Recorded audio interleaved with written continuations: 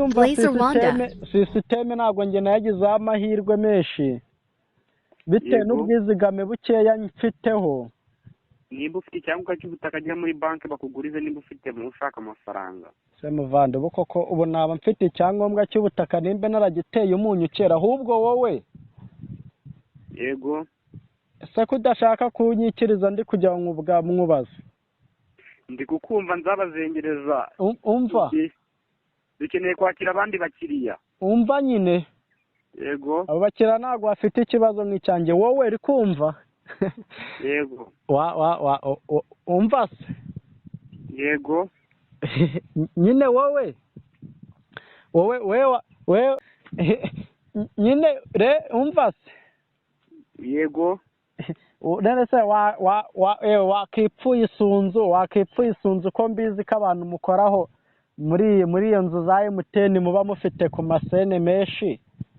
Yego ukanguriza yewe ukanguriza ibihumbi 100 byonyine, ntabwo ari menshi.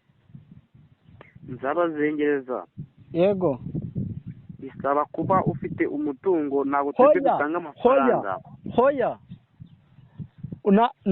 ni wowe ndi kubwira, wowe wobwe wangurije atari MTN, wowe ku isene zawe ufite. Ku mafaranga yanjye nkorera ku mushahara wanjye. Niyo ndi kugira ngo umeho nyine ungurizeho muvandi fasha n'ukuri.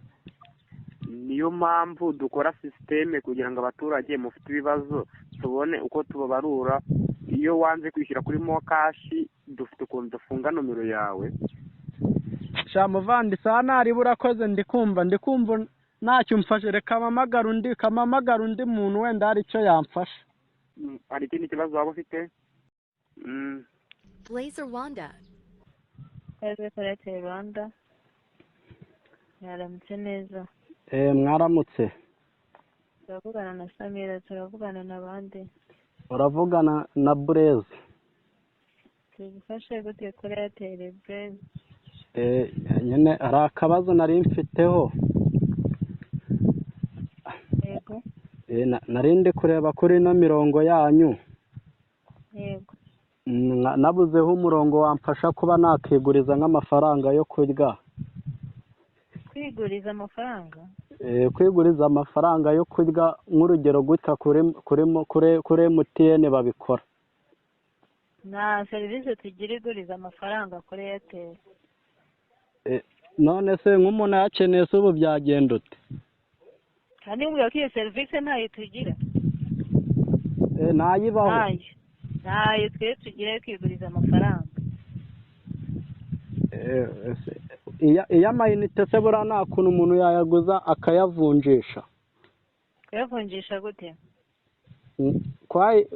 Narebyeho kuri ino mirongo mbonaho kwiguriza amayinite.